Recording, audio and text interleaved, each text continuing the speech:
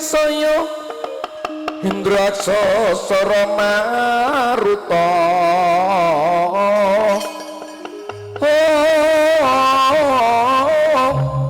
yaksa mangana anung siong nyoma wenges wangis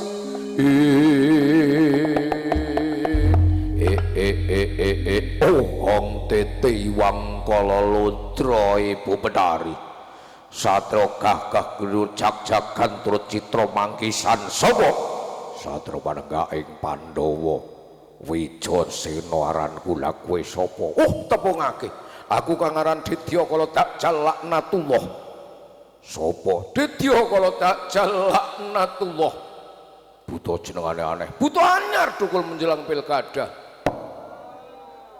arep apa golek badhogan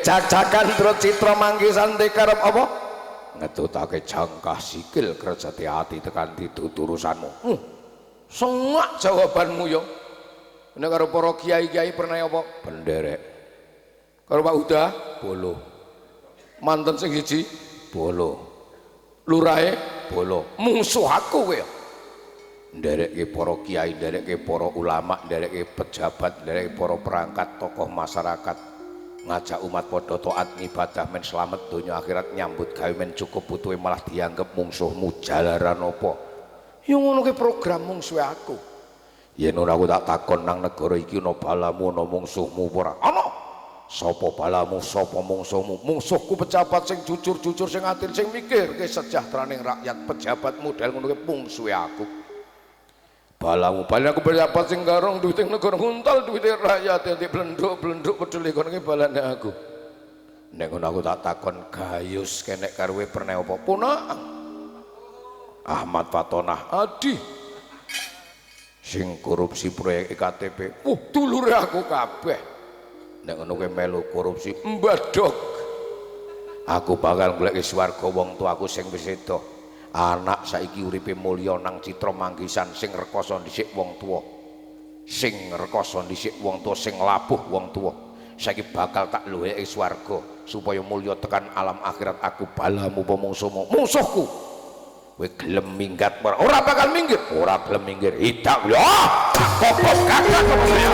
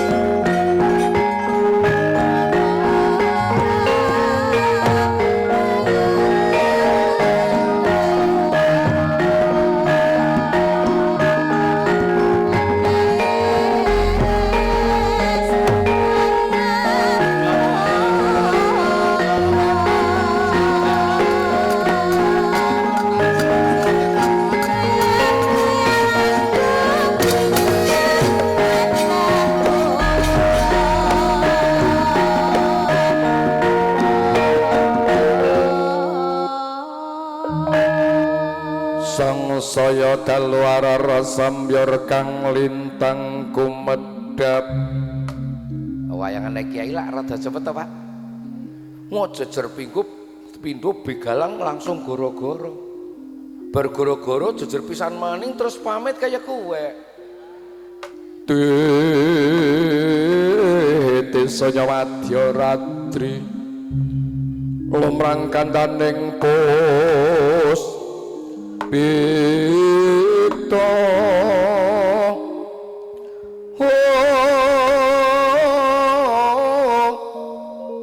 sang Dwijawara ambrengeng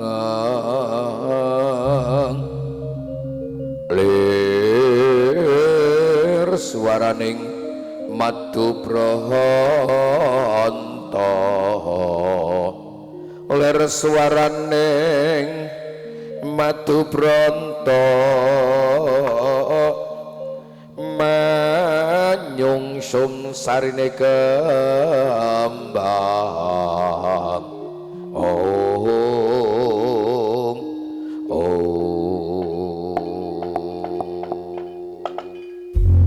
sampun paripurna nggih nyapa Cakara Raden Wijayasena mengsah rasaksa dakjal laknatullah kasasar yuda majar sak dakjal laknatullah Raden Wijayasena kita wis warga manengku puja manembah ngibadah marang Gusti Kang Maha Kuwasa lan puja hastungkara mandring donga sundul kayangan jlungreng saluka satemahan dadosaken titiwancine gara-gara apa to pratandaning goro-goro goro-goro tengkiri geger kayangan jlungreng saluka ya gegering para dewa gegel kayangan jlungreng saluka dados sarana jumuduling punakawan cacahe 4 ingkang dipun pandhegani dening Kyai Lurah Semar Badranaya dherekaken putra pambajeng nala garing panenggak Petruk Ragil Bagong sami gegojegan ngramba sanging tlatah citra manggisan kapiarsa rengeng-rengeng ndendangaken sekar eling-eling Banyumasan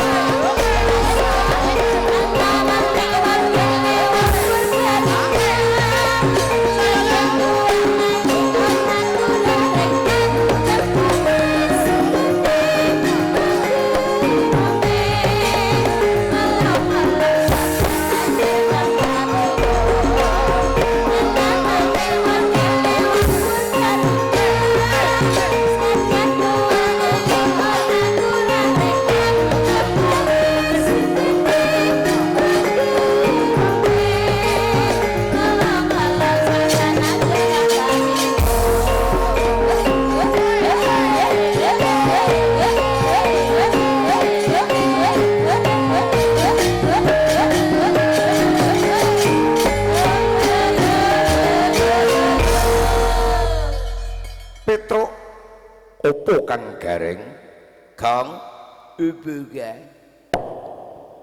Awak dhewek iki didhawuhi ndereki hajate masyarakat Citra Manggisan. Mangayu bagya wiyosan dalem Kanjeng Nabi pengajian kok sinambo nganggo wayang tujuane apa?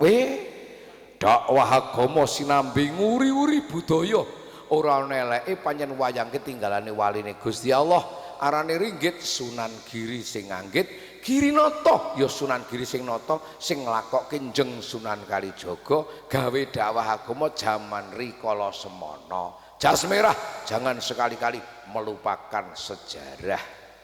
Jas ijo NU jangan sekali-kali hilangkan jasa alim ulama. Jas kuning bro rata bro mudar. Wayang ki lak kira to tembunge apik to Kang Gareng. Tembung apa? Wayang so tembung wajib sembahyang disingkat wayang kulit kulinakno kawit alit. Mula dalang sinden yoga masyarakat nek seneng wayang aja lali salat. Wong seneng wayang ora salatke wong lunga ning ora ngerti dalane. Jajal lunga kok ora ngerti dalane ora tekan tujuan pe mulya nang swarga mbrungus nang neraka. Aja seru-seru gong nek ana wong meteng tuwa ndak rogol anggawe meneh. Kanggo sing nonton, sapa ngerti tontonan iso dadekke tuntunan timbang tuntunan ming do ditonton. Saiki wis akeh wong Jawa ilang jawane bangga putrane iso basa Inggris ning ora ngerti basa. Takoni mbahne, "Makne nanti le, Bro, kaplakane mirat tring ndi kae mangke." Kadang nang desa saiki nyebutake wis ora patut karo kahanan. Ora patut priye, Truk? Nek nang desa nek nyebutke wong tuwa ki ming bapak karo ibu. Anek ora luwes, ayo bapak karo mak. Nek ora pantes, ayo bapak karo simbok. Ora luwes, bapak karo biyung. Desa sak wis gaya papi mami. Papi mami kemana? Mami sedang ndaut. Mami ndaut tungkake ting pletrek, mami bel gedes kuwi. Mami papi kemana? Papi ngarit.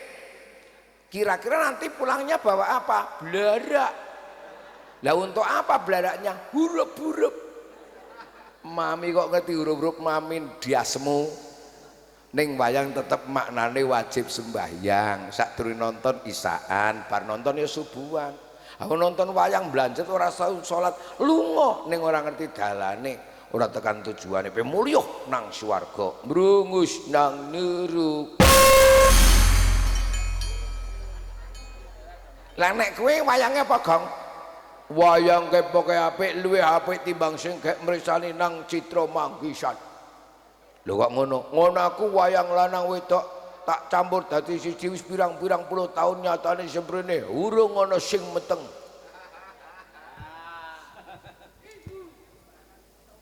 Wayang kok kon meteng ya kowe. Anak sing dicampur dadi siji nang kamar lanang wedok menungso dadi apa? Oh Pak Lurah ngendikaken LKMD. Apa kowe? Lamar kari meteng dhisik. Wayang ya apik ya Gong. Apik tinggalane waline Gusti Allah, budaya adiluhung. Aneh wis tau viral ana ustad ngaramake wayang. Oh pancen bener. Wayang haram hukume nek nyolong dalang sak kotak didolke mbadok. Oh ngono. Nek ming tok ke hiburan ya ora masalah, waton ora nimbulke maksiat. Oh ngono, apik. Diuri-uri, turi-uri. Wayang haram apa ora kletak apa anu demunge apa. Ngono, Wis aku iki jan cok aneh wong takon-takon cok aneh-aneh. Jajal ku takoni ngene, Truk. Piye? Sadurunge salat maca usul iki salate sah apa ora? Lah kowe jawab, "Ya sah." Oh sah. Sah. Aja meneh maca usul sadurunge salat, maca WA ya oleh. Maca tumprang masjid Al-Huda ya oleh. Wong sadurunge salat. Oh ngono. Wong salat iki ibadah sing diawali dengan takbir ditutup dengan salam. Waton durung takbiratul ihram, arek maca apa ya oleh, maca catetang ya oleh. Arek maca kepeang utang ya oleh. Ngono. Ki sing takon sapa? Ayo wong goblok-goblok kae. Aku tak takon, Gong, nek kowe pinter. Piye? ana wong Citra Manggisan salat apik ra yo apik wong Islam kok ana asu dilati sikile salate batal ora batal piye Tru batal ya ora lho kok ora ana wong Citra Manggisan salat apik ora wong Islam apik ana asu dilati sikile salate batal ora batal ora batal kok wong asu kek dilatih sikile dhewe walah ngono to heeh kene rawuh sapa Kyai Semar Badranaya oh Tarel Usman Ridho ora sida nyalon bupati bojone ora oleh wah jan ora pengalaman nang bojone justru mergo pengalaman yo ora oleh alasane apa alasane ndak mumet sirahe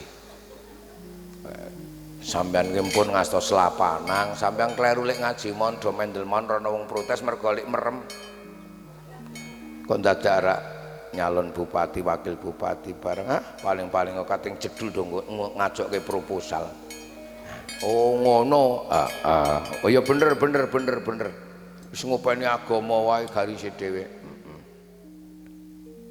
calone Magelang ana dua pasang pasangan menungso kabeh utarane sapi ora milih ndi Truk sakarepmu aku mbok apik-apik kala calone bupati Magelang ora bakal milih wegah temen lha iya engko wong Temanggung mulakno kuwi aku tak milih Temanggung wis ndereke para kiai lak ya penak uripe ngono ya kabeh kowe dua pasang itu putra terbaik kabeh pancen nyalon ki mestine wong apik-apik Temanggung 3 pasang ya apik-apik kabeh tapi pilih yang paling baik di antara yang baik ngono nang aku yang ngerti nek kowe jane pendukunge bawa Fuad to iya mburi ora melu-melu bawa Fuad ngesuk leren lek ngaji karo Yayah aku anjur nesu ora nesu yang ngarah-ngarahake wangi-wangang ngono kok ya semoga-moga dadi dadi Bapak Fuad tak usulke perno-perno ya wih lai nolo gareng napa mau Petruk napa Pak Bagong ya ki paman kele iki bapak luwer menang kene padha seneng-seneng kowe padha bungah-bungah Ndara Wijasen lagi susah dole awit daturi presa sinuwun Prabu Pandhu Dewanata seda ora entuk jatahe swarga iyalah dole gandeng Ndara Wijasen kon mondok kon ngaji diragati pancen gedhe labe wong tuwa marang putra wajib ngabekti marang wong tuwa dina iki Ndara Wijasena gek goleki swarga wong tuane mula ngger nala gareng yo Pak anakmu kon mondok sok kowe nek mati men gelem tahlilan yasiran maca Quran gawe ngamal apik njurung kowe tekan swarga elu awong anak wis mondok setengah sasi biayane entek ukase gemblung kok Truk leh mondok nang ndi rumah sakit sing dikersake bapake pondok pesantren Dluwer oh acara itu sak mondok-mondoke pondok pesantren. Wong nang rumah sakit ya mondok to, Truk, golek tombo. Ana nang pesantren tafakuh fiddin. Men paham agama. Ya Pak tak pondok donga dadi anak putu sing saleh salikah. Ya tak dongake. Petruk napa mau? Awak dhewek arane punakawan. Puna tembung pono maknane ngerti kawan kanca-kanca sing kudu pangerten. Jam pira, Truk? Jam kalih kirang kalih doso menit jam 2 kalih 11 ya panjenengan masane rampung Truk aja nganti pengajian entek kepengen kok subuhane do ora jamaah kok aja nganti nunggal dene maca selawat urine bengak-bengok ning ora luhurang per ya ana esuk ya keplak karo moket ndase aja ora ayo didherekake Bapak ngesuk tindak ndi Pak aku esuk nang Jethak Bandungan Sidoarjo bar luhur Sidomulya Rejosari Bandungan meneh ngesuk bengi Papuan ngono kuwi Kok laris ya Pak? Oh darane ora laris apa? Mantune ya laris Pak, mantune luwe laris. Iki kayak tidak ngaji Pak. Oh, mau ngaji nang Gambrengan Serumbung Magelang ning bab duhur kosong. Lah Bapak aku maesuk nang Kali Bawang Wonosobo bandur nang Tejolopo bengi suwane.